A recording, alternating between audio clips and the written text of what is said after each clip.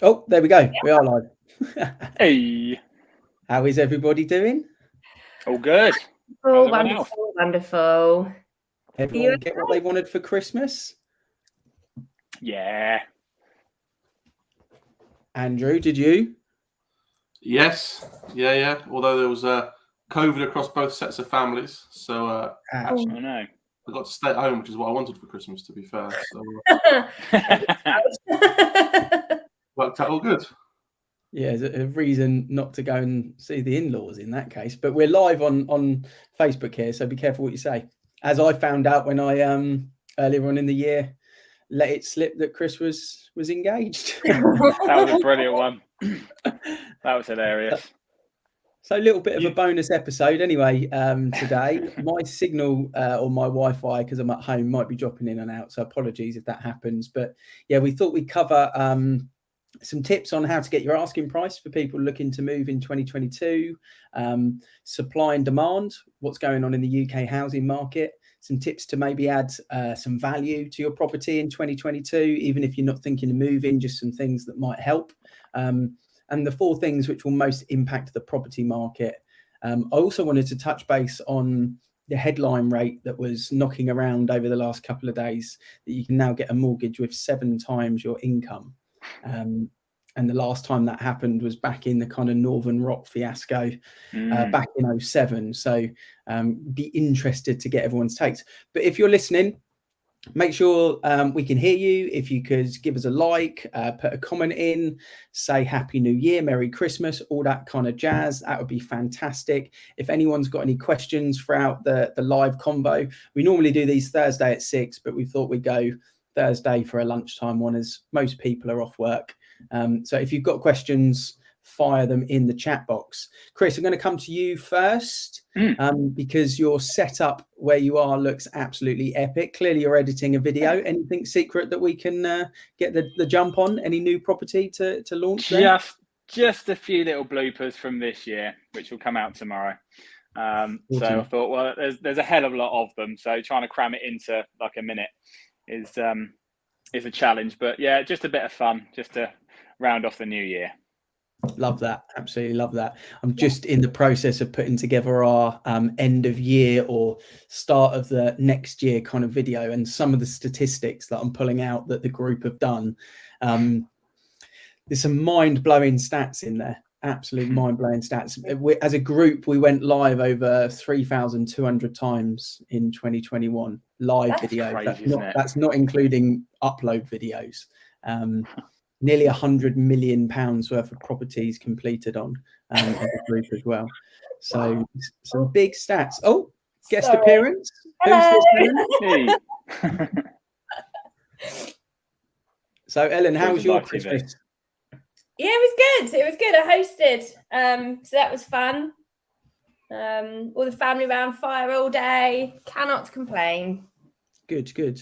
Well, we've got Dom here actually, because he's just said good afternoon. Hello, Dom. Hopefully he's watching. Dom works with some of the avocado brokers from a mortgage advising point of view. So a local mortgage advisor, really good guy. You may have seen him on Dan and Neil's live chats that they do some weeks as well. Dom did a really good post on his Facebook page yesterday about this 7 times income. And I think he might have put who the lender was, but I won't kind of discuss the lender. I'll leave that up to the brokers to kind of talk about. But it was quite interesting because it's quite a big jump, you know, it's quite a big jump. Here he goes. By the way, he's not started drinking yet for New Year's Eve. Some people started yesterday. I heard 72 hours they lead a run up to New Year's Eve. I think it depends on whether you've got kids at home or not. Depends on whether you start drinking early. Normally the ones with kids start drinking early. So this rate, I believe it's for mainly public sector people. So the criteria is quite strict. It's for a single person getting a mortgage, as per Dom's post, and he has put the lender in there as well for me. But what's quite interesting is it's a massive jump on other ones. And what I'm interested to know, and I'll ask the question to Dom through this live chat, is this the tone starting the year that there'll be more of these higher income mortgages or percentage of mortgages, or do we think this is just a bit of a one-off sort of headline rate? What do you think, Andrew? I know you're kind of always finger on the pulse with mortgages. Do you think there'll be more of these, or do you think it's a bit of a one-off? I think there should be more of them.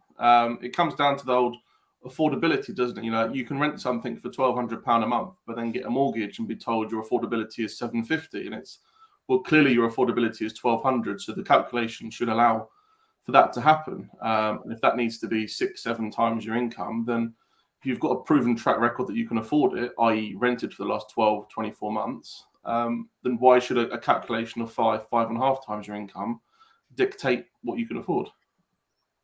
And I guess maybe it's down to because it is down to the individual. Before, if we go back to kind of 06, 07, they were just thrown around willy-nilly to anyone. But Chris, obviously you've been, 2 decades worth of agency experience. What's your take on it? You've seen the good and the bad of this in reality. Yeah, I mean, let's just hope it's not a case of, from a timeline perspective, of history repeating itself. Obviously, when we last saw rates like this, as you quite rightly say, 2007, obviously we know what happened shortly after 2007. When obviously it was a hell of a lot more challenging for everyone. But I don't know, the market's still super strong. I can't see a reason why it's not going to remain that way. I don't think we're going to see the rates of increase that we've seen to property prices for 2022. There's predictions saying 5%, 6%, so on and so forth.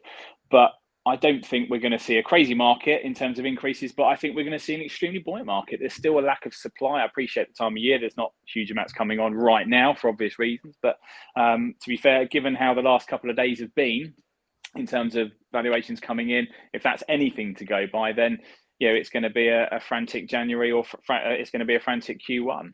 So I think we'll continue to have a super positive market. Mortgage rates, okay, fine, rates have gone up, but they're still pretty darn low, I think we'll all agree. And money is still relatively cheap to borrow. So, and with the influx of a 7 times mortgage set up, well, mortgage lenders are competitive, so they'll react to each other, and they'll probably start competing, and maybe not necessarily going to see the high streets offering 7 times your salary, but who knows, quite frankly. It's been an absolutely nuts year, so who knows what will happen. No, okay. Good insight. Joe, thanks for your comments there. Always appreciate a lovely comment. We're on these. It just makes us smile. It makes us happy as we go on. So if anyone else wants to say some lovely festive comments, then feel free to chuck them in. We haven't got Sanjay on today, so we're not going to go through the Christmas cracker jokes like we did on the last one that we did. But there were some crackers in there. So yeah, appreciate that, Joe. Yeah, I think it's going to be an interesting one, because what I'm quite keen to see, and what I'm sure we'll talk about a lot in the first 2 weeks of January, we ended the year with a base rate change. It wasn't a drastic one. Obviously, we went from kind of 0.1 to 0.25. So it went from the lowest all time to the second lowest joint all time. So not a massive impact, but what will the banks do off the back of that is one of the 4 key factors that will impact the market next year. Is how cheap is it, or expensive is it to get a mortgage to buy a property? We had a Keel comment on the last live that we did on the Thursday, and he kind of felt that the banks will stay competitive. And I was getting a read on them just before everyone kind of closed up for Christmas, and it looked like the low loan to value rates were slightly going up, where maybe the banks were trying to sort of capitalize on some of the remortgages, but the high loan to values, attracting first time buyers and new purchasers, they were still dropping. They were still pretty competitive. So yeah, it'd be interesting. You mentioned not much coming on, but actually from the website's point of view, on Christmas Day and Boxing Day, there was a total of 11 valuation requests across those 48 hours for us. Some people didn't get what they wanted for Christmas. Early Christmas fallouts. Yeah, something happened. People were on the move. Ellen, how was your kind of Boxing Day launch? Have you had a lot of viewing requests from, I know you had a couple of properties that you and Sanjay launched. How did that go? Yeah, it's been really good, actually. So we've seen both sides of the coin. One of them has been sort of inundated with a huge amount of viewing requests, and we're setting up an open house for that early in the new year. And we're quite fortunate. One of the ways that our online brochures are set up is we can see how many eyes are actually on those online as well. So the other ones are slightly more expensive bit more of a niche place, and there's a huge amount of eyes on that one as well. So yeah, I think it went exactly as we were sort of expecting. We've got quite a few ready to go live come beginning of Jan as well. So nice. Andrew, what advice would you give to people looking to move in the new year? Not necessarily to get your asking price, because obviously that's dictated by what the price is set at, but to get the maximum price you can, for people looking to come on the market in, say, January, February, which are typically very buoyant months. What kind of quick tips would you give to people? Obviously it's wet, it's a bit dark. What kind of things would you say would help people get maximum value on their sale? I would say, if possible, get an outsider to have a look around the house, whether that's a friend, family, neighbour, and just critique it as honest as possible, almost like a viewer would, and then draw up a short list. If it's a couple, draw up a list and allocate jobs to each other that don't cost don't cost a lot of money, just a little bit of time just to tidy up the house, little bits and pieces that will make a good impression when someone looks around. It doesn't add value as such, but it makes the property look a lot more desirable and a lot nicer. So potentially you've got a bit more interest. Yeah, great tip. Get the OCD crazy person round that's just like the absolute neat freak. Might be Chris, actually. Yeah. Would that be your advice, Chris? Absolutely, yeah. Completely agree. What about you, Ellen? What would you say? What little wins from a lady's perspective would help get the maximum price for properties? Again, it's, you've got one side of it of the pricing it correctly to start with. There's what I like to call the sweet spot, where it's priced at just that right point where you're going to really maximize the interest levels, but not so high that you're going to be putting people off of actually viewing. So there's that sweet spot on the price. And then for me, a big thing when it comes to dressing houses and presenting them is don't forget about the outside. Back garden is an extra room, it's an extra area. If you've got one, so make sure that that's dressed even in winter, that it's tidy. And the front, first impressions are a big thing. So yeah, absolutely. I think it's a good talking point, actually, because I think over the second half of last year, the amount of viewings I went on where people just said they're expecting to get over asking price, it's almost like that kind of asking price is no longer really relevant as such. It obviously sets a measure, but it almost feels like if it's priced correctly, you'll get a lot of interest and people expect it to go for the price that it's worth. They're not kind of looking at that and saying, well, I'm, that old school mentality of I'm not going to pay over asking price feels a little bit like that's almost gone, Chris. I don't know what you think. I don't know if you've experienced that in Camberley, Frimley sort of area. Yeah, I have. And I think, excuse me, I think people, it's very easy to sort of set your own expectations before even speaking to an estate agent these days. It's very easy to have a quick look around, see what's selling. Certainly neighbouring properties, and you compare directly against them, don't you? But I think a lot of the time, there's a couple of instances here where my expectations have been exceeded, for want of a better way of putting it, in terms of prices that have been achieved. And whilst I don't, and I say to everyone, I don't encourage a bidding war, but obviously my job is and our job is to get the best price for the client from the best buyer. And I've seen it time and time again, like we all have, where even a property going on the market for what might be sort of towards the top end of really where it should be, has still absolutely skyrocketed, and it's just gone absolutely bananas. And there's been quite a few instances, particularly in December as well. Sort of from the 10th to the 15th of December, there was 2 properties in particular which just went absolutely bonkers, to the point where there was one property that had 55 viewing requests on it. And you obviously as an agent, you've got to speak to everyone, even if you're not able to offer them a viewing. But just to sort of say, look, at the moment I've got 2 open days and they're full. And we're going to be in a situation where we are going to have multiple offers, because that's the way the numbers work at the moment. So yeah, I'd say at the moment, we are we going to continue seeing that? Well, I think for the early foreseeable next few weeks, I imagine we will. Again, depends on how much stuff's going to come on the market. Yeah, I totally agree. And I think what people should be aware of for our industry, it's it's very obvious that in January, there will be agents, unfortunately, that will go out and do what we call overvaluing to try and win the business and tie people in for 4-month agreements. It's just a standard thing that happens. I know a lot of the clients I speak to are quite aware of which ones do and don't these days. But we're not in the market to do that. I think it's a really good active market. And I think if you're, like you say, priced correctly, you will get the price that a buyer's prepared to pay. You know, we always say a house is worth what someone's prepared to pay it. And I think that's what's going to happen, especially next year, is people will pay what it's worth. So price correctly, get loads of interest, and then find the right buyer and find the right price. Dom's jumped back in and just kind of picked up on what we said earlier about the Bank of England. And he's kind of just highlighting the fact from his perspective.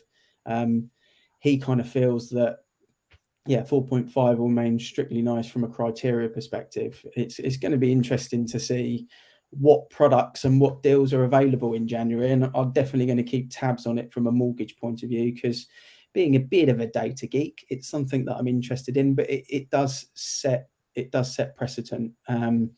People that are in rented accommodation or first-time buyers, if you've got high loan to value options, they can now purchase. If it's very cheap to get a mortgage, people can pay that little bit more.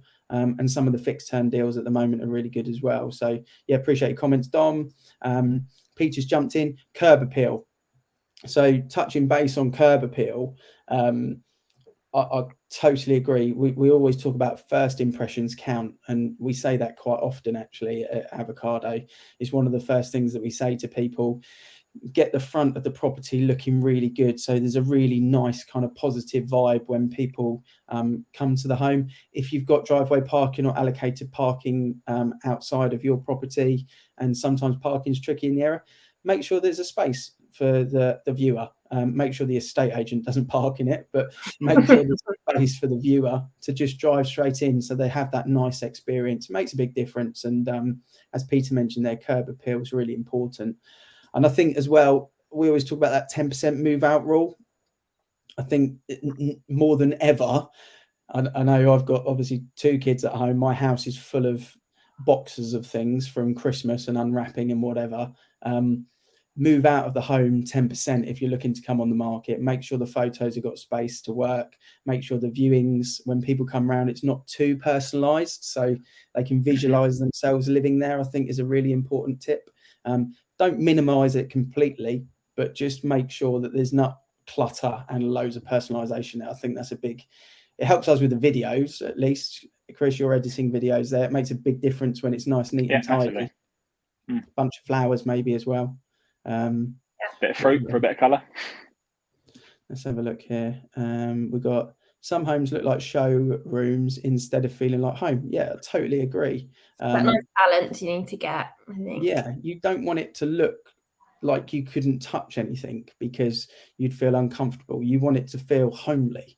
And I always say people buy property with a feeling, with a gut feeling, and you need to have that positive feeling. You don't want it to feel too staged. So totally agree. So next year, what's the predictions? What's the forecast? What are we thinking? What's going to happen? Camberley, Frimley, Surrey. Chris, talk to me. What are you expecting for buyers and sellers next year? I'm expecting to a certain degree much of the same. I think there's going to be more supply next year. I think a lot of people have sat on the fence over the last few months, waited to get the year out of the way, which is pretty common most of the time. But I think there's a lot of people which are gonna move forward now. Prices are still high. Mortgages, as we've already discussed, are still pretty affordable. So therefore, actually making the move is actually probably still, I say quite easy. I say that in inverted commas, but I think we're going to see more supply. Demand is going to continue to be high, and I think therefore, rather than what we've seen this year, where there's just been a massive lack of supply and therefore prices have skyrocketed, they are still going to increase. But there is going to be more supply. Is my thought process, and certainly given the people that I'm speaking to at the moment and the clients that are going to be coming to the market in the next few weeks. So that's what I think is going to happen. I don't think I need to be any more in depth with that in terms of trying to overcomplicate it. But I think it's going to be a supermarket this year, next year, I absolutely can't wait to get stuck in like the rest of us. Yeah, it already feels like it's happening. I tried to have a little bit of, I guess, downtime throughout Christmas and New Year, but I've just been getting WhatsApps and messages, old clients looking to come back onto the market that took it off last year for a variety of reasons. But yeah, in the since Boxing Day, I've got about £12 million worth of listings agreed for next month, and that's just me. So I know across the rest of the group, there's a load of stuff going on. So here we go. We've got another one here. Walter Washers might be a plug here. I'm not sure. Clean roofs. That's Scott. Hello, Scott. Is that one of your contacts, Chris? Is it? Yeah. Yeah, little plug there. But I do agree with Scott. I think he said his name is get the roofs. No moss, weed-free driveways and patio. That is something that I think it does make a big difference. Jet wash the driveway, lovely bricked driveway, works an absolute treat. Where does, as he's commented, where does Scott operate? Chris will plug his business while he's on. All around here. So Walters Washers, Camberley, Frimley, Farnborough, Fleet, Crowthorne, Sandhurst, Owlsmore, College Town, Bagshot. All around this immediate area that we all cover. And very good as well. I'm not saying it for the sake of it, but genuinely is good. Good reviews. We only recommend quality. We're not looking for kickbacks. And see if you're thinking of moving and you want to get booked in, then Walters Washers, give them a shout. Have a look outside. Does your driveway need a jet wash? And does the patio need a little clean up? It's been pretty mucky weather, hasn't it, over the last week or so? So I'm sure most of them do. Give him a shout. What about in terms of key factors, Andrew? Obviously, the Slough market has been phenomenal in 2021. I mean, it's actually one of the highest growth areas in the home counties in terms of prices. I think is it about 14% increase this year? Yeah, I think 12.9 it was. Just ridiculous. And you sit in a house for 12 months and you've got nearly 13% increase in it for just living there. It's not a bad return on investment. Yeah, not bad at all. What do you think will be the trends for that marketplace? Because Slough's obviously got quick links into London. I think a lot of people now have moved out of London. Some people are thinking maybe actually do we want to move back to London? But inevitably those quick links are going to have a big impact. But what are the key factors? What are the sort of properties that you're looking for in Slough that you've got a lot of demand for at the moment? I've got a lot of demand for 2 or 3 bed bungalows. Obviously, they're like rocking horse poo. They don't come up very often. And anything freehold. Leasehold is a bit of a struggle. You've only got to look around the corner and there's another block going up with 50, 60 flats and apartments. So they do struggle a little bit, but again, priced correctly, they sell. But anything freehold just will fly out at a price well beyond what any vendor thinks it's worth. Just bonkers. Yeah, crazy. Bungalows just seem to be, Ellen, we did that movement at exactly the same time. Bungalows just seem to be, getting rarer and rarer, don't they? So there's a real art to actually selling a bungalow, I think, in terms of how it's marketed, the type of person that you want to attract with your marketing as well, how the marketing is put across, because as they get rarer and rarer, there's a real premium on those, and you want to make sure that client's got maximum value for them and sometimes the family involved as well. So what about Bracknell? What's going on in Bracknell, Ellen? What are people looking for next year? Obviously Bracknell is full of old and newer developments now. Some of the more active developments are the newer ones. What are people kind of really looking for in the Bracknell market? So I think the most popular sort of house type and price range is your 2 and 3 beds up to sort of 400. They are much like Chris with his 53 inquiries on one house. It's like that with every single one for us at that kind of price range. You've got first time buyers, their budgets are just so much bigger now that they can afford to kind of jump over moving into an apartment straight into one of these houses. It's then those people who are trying to move up to your 4 beds, kind of up to 600. They're struggling a bit more because there's a huge lack of supply of those. But it comes back, I think, to what I call it the circle of life, where you've got your 3-bed house, a 4-bed house, and a 5-bed house. They all want to move to one of them, but it just needs one of those to put it on the market so that everyone can kind of get a move on. So yeah, it's that kind of mid-range that that we really need to get some more bits on for to help people move. Yeah, I've got that going on for a couple of clients in Binfield Village at the moment. Desperately in need of kind of some properties, 750, pushing towards the 1,900,000, that sort of bracket. Desperately looking for those in specific villages. Surrey is an area, is the same really, Chris, I guess. There's specific locations where it's, I'll say gold dust. Andrew would say rocking horse poop. But there are kind of, has anyone ever come across any of that yet? I don't know. But there's specific areas where I guess it is just gold dust in the Surrey location.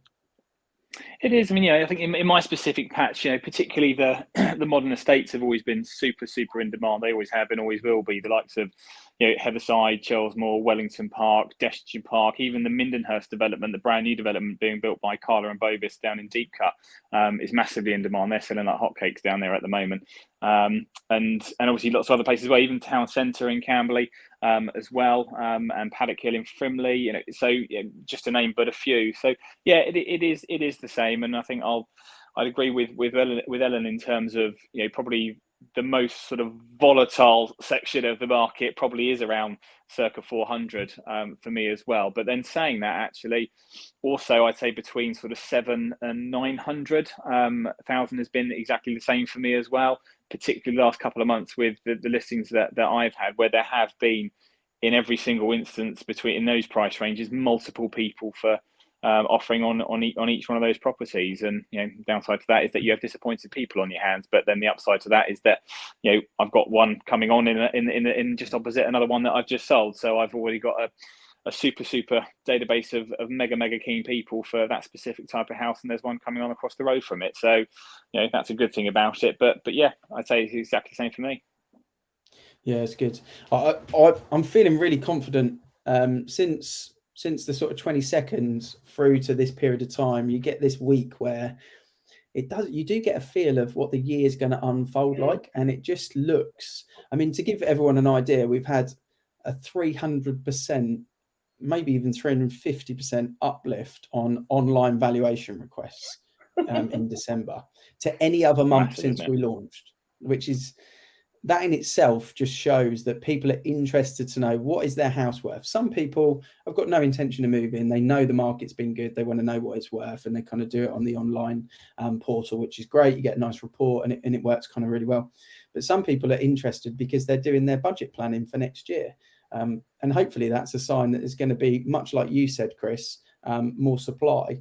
And I think that's the one thing in the second half of the year since the stamp duty holiday ended. Supply has been so low, and as a result, with demand still being so high, we've seen prices climb. There is no sign at the moment of that letting up, but there's a few signs that maybe there'll be a bit more supply, which is interesting. So I think for most of our areas, supply is down about 32%, something like that. So about a third less. Yeah, that's a big percentage, where there would be 3, there's now 2 listings in each area. So big game changes. Impacting factors for the market, Andrew. So we spoke about interest rates. Obviously they have a big impact. House prices we've touched on. We'll see what happens next year. My gut feeling tells me it will still be strong, but it won't be as strong as it has been this year in terms of growth, but there'll still definitely be growth. Some of the other impacting factors are obviously trends. If people were looking at adding value to their property at the moment, what kind of things would you say to people that are quick wins to add value? What would you advise? Just think about the layout of the house. Think about how you've got it set up. It might work for you, but it might not work for everybody else. So I take my house, for example. I've got a conservatory with 2 rabbits in it. Now, I would never entertain a viewing with 2 rabbits in the conservatory because I know that's off-putting, and it'd look a lot better with a dining room table out there. So quick wins like that, where yes, it might be a pain to put the rabbits in the garden, or move the kids' playroom into another room and set it up as an office, and little bits and pieces like that, where think about what's in demand. Well, it's playrooms and offices and things like that. So maybe your dumping room that you've just got full of boxes, it could be better presented with a £100 desk and a laptop put on it. Yeah. It's very on trend at the moment, isn't it? Working from home, people are moving for that exact reason, is where can I put my working, sort of setup and layout. Ellen, anything to add on those? I think very similar to what Andrew said, actually.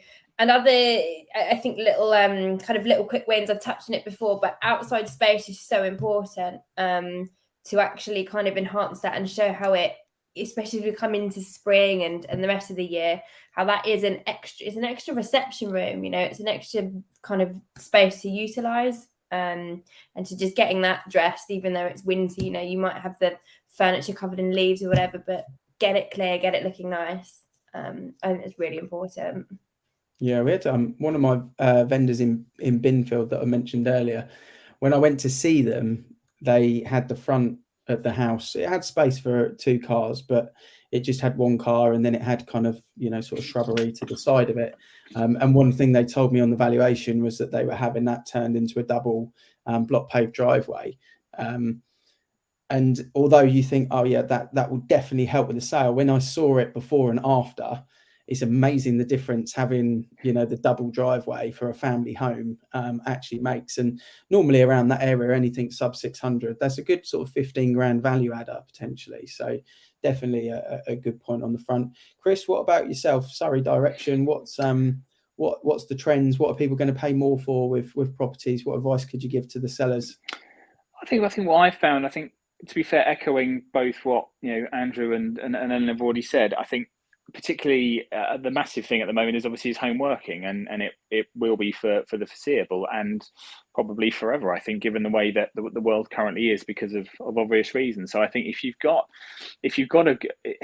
a lot of houses, depending on the house type, will already have home studies, home offices already set up. But then there's a lot of properties, perhaps smaller ones like your sort of 2 and 3 bedroom semi-detached or terrace and whatnot properties, where it's not necessarily you haven't necessarily got that extra room where you can have a home office and a study. And I think if you are fortunate enough to have a way of actually showing that space off, or showing how you can adapt and perhaps have a room as a multiple use room, whether it's a bedroom, dining room, whatever it might be, sort of show that off as well. And I think also, we've mentioned things like the 10% move out rule, but there's also the whole falling in love with your home again, before you stick it on the market. I think it comes across very much with properties, when they're very, very loved, and people have loved their homes and love looking after them. And I think that comes across very, very well. People, it gives people a lovely warm feeling when they're walking into homes. But I think as a general rule of thumb, not necessarily specific to my area, but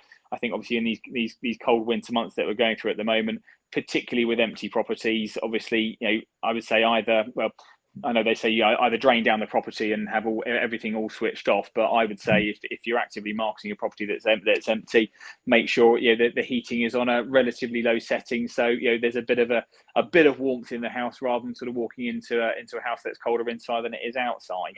And garden space at the moment is again a bit of a premium due to all the lockdowns that everyone's gone through, and outside space is now a premium. So if you've got whether it's a small garden or a large garden, you can be very clever with smaller spaces now in terms of how you lay them out and show people how you can actually work with them. And again, on that kind of thing, if people have got questions about, if they're thinking about coming to the market, then hit any of us up for any advice on that. We're always happy to help. But yeah, echoing really what everyone else has already said. I think showcasing as well in the marketing, it's very easy to take 10 photos, floor plan, bit of jargon, and put it on the portals, but showcasing the area and key features that particular homeowner has enjoyed experiencing while they've lived there. It might be a tiny little park that's around the corner that's just absolute gold for a toddler, or it might be that there's a really cool little coffee shop that's walking distance that just do the best granola bars and hot chocolate or whatever it may be. I would eat a granola bar. You guys might eat something different. But that's how you get those medals. But yeah, I think little things like that on the video makes a big difference. I've actually put, I've just dropped a link into all the comments for anyone that's watching now or later on. If you are seriously thinking of moving next year and you want a kind of expertise valuation, or you want to call back from one of us, like we say, yes, we're enjoying New Year's Eve tomorrow and, New Year's Day, etc. But we're around, we're around and we're on WhatsApp. And if someone puts a valuation request through, we'll contact them that day.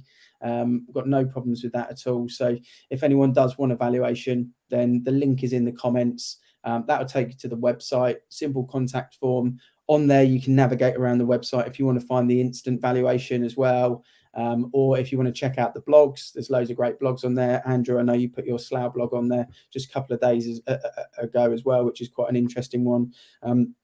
So yeah, book a val with us. We're happy to pop out and have conversations, and obviously we're doing appointments next week. So yeah, really, really good stuff.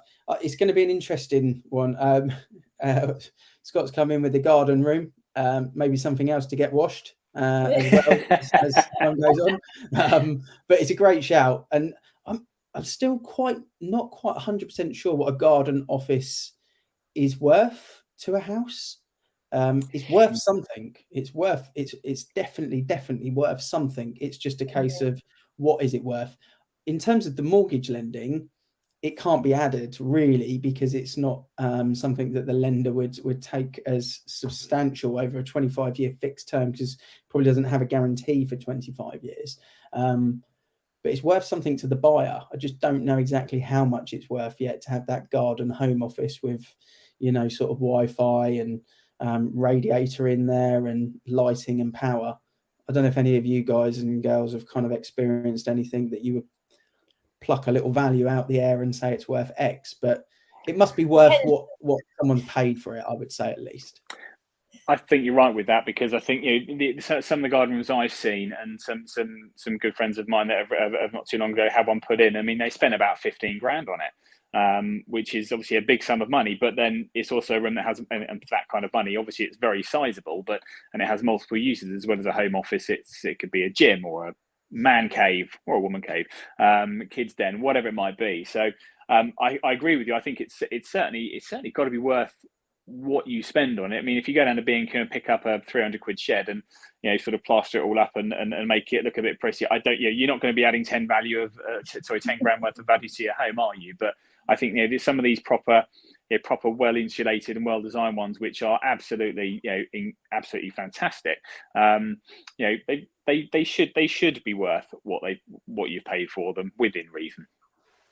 Yeah, they're definitely a big convenient factors. I don't know if it's worth as much as a bedroom as mentioned there, but I guess it depends on the size of the property. If it's a small 2-bed end of terrace house and it's got a lovely big garden that's got a really awesome self-contained setup in the back, then does that level it out to as much as a small 3-bed terrace, for example? Quite possibly. If it's the difference of a 3-bed detached to a 4-bed detached, it's such a big jump in that market from 3 to 4 that maybe not. But yeah, quite possibly. Ellen, any thoughts on that? Yeah, no, I think hitting it on the head there, because a lot of people will look for a 2 or 3 bed, because that 3rd bedroom is office space. It's that extra room. I think trends have gone backwards from wanting these huge open plan spaces to needing a few more rooms again. So whether it's a 2-bed with an office room in the garden or a 3-bed of a similar square footage, you're looking at sort of similar money. I think. Yeah. There's probably not too many of them, Andrew, in Slough, I would imagine. Just in how the build up is with it being predominant apartments and things like that. But what's kind of your takeaway on it? Yeah, I've come across a couple. I think that, like I said, they're definitely worth something. It's just what it's worth and to the right person. Because on the flip side of it, to some people, they're absolutely worthless. And it's an inconvenience. They want the garden space. So it's worth exploring, looking into what your home is, what it offers. Like I said, if you've got a 3-bedroom with an office space already, then it's worthless, in my opinion. I'd rather have the garden space. If you've got a 2-bed terrace with no flexibility in it, then it's worth 10, 12, 15 grand possibly. Yeah. It's worth looking at your home and thinking it's not just stick it in the back garden, buy one for 5 grand, I'll make 15 grand. It's not quite as simple as that if your home doesn't merit one. So that's property. Next Thursday we'll be back to 6 o'clock, unless people specifically request that we do it at a different time. We like to rival the 6 o'clock news. Normally get slightly bigger views, for obvious reasons. But what's everyone up to for New Year's Eve tomorrow? Anyone going super large with anything crazy, Peppa Pig World or anything like that? What's happening? Chris, shake it the head. Not much. Chilling out for me now. I'm a little bit over it now. In terms of going out and destroying the next couple of days, trying to recover from it. So no, fairly quiet one with some family, and quite looking forward to that. A few games, bit of bad food, usual kind of thing. Yeah, cheeky naughty food is always a good one. I got a cookie dough little bake in the fridge actually ready to go in with a bit of ice cream, probably something like that. So just get that out of the way before we start the regime in January. Ellen, what about yourself? A glass of wine anywhere or? Well, I think a glass of wine at home. My wild child days, I think, are starting to quickly come to an end. I'm a bit pickled after all the Christmas festivities of as Christmas. It'll be fine. So I'm quite looking forward to a night in. I've got parking booked at West Wittering Beach New Year's Day in the morning. So I'll be down there blowing off the cobwebs, starting the new year in the right way. Good, like that. Andrew, obviously you are with child. What's happening? I am with said child. I spent Christmas Day teaching Phoebe how to play Guess Who. So I guess we're playing Guess Who. But she always insists that I have a man and she has a girl, so it's slightly easier. That gets that first question out of the way, hey? We've got that in our house, but we've been playing it all year throughout the various lockdowns and stuff. I think we're down to only about 3 or 4 cards left. They've all gone missing. So it's 1 in 3 guess really, but I don't tell Grace that. Got a nice happy new year to all. Keep up the good work in 2022. We absolutely will. Me and Chris actually are running halfway through the year. We're going to be running an ultra together. So check out, we're not going to ask for money for charity, but we are going to be working towards the Cowshed, which is a great local charity. We're going to be asking for donations of things like clothes and just stuff that you don't use. They do some awesome work in the local area. And we're just going to be asking for people's to just bag up any things that they don't need. So if you're thinking of having a January clear out, the reason why I throw that in now, put it in some bags and just put it to one side and maybe drop it to us, because we're going to build up a big collection of that over the course of the next couple of months. And or we'll come and collect it. We'll come and collect it. Yeah. So that I'm looking forward to, getting all the bags put together. The idea of running 50 and then 100 miles in one day is it's going to be a challenge, but that is what we are about. We are going to set challenges and break them. So have an awesome New Year's Eve tomorrow, and I will speak to you on our WhatsApp group, gang. If anyone's got any questions about anything whatsoever, you can WhatsApp us, you can Facebook DM us, you can message us on the website. Like I say, link to valuation is in the comments. Feel free to book an appointment with one of the Avocado family, and obviously we'll make sure we look after you. Happy New Year, Dom. Thanks for your comments, and to everyone watching, thanks for all your support as always. See you all soon. Thanks, everyone.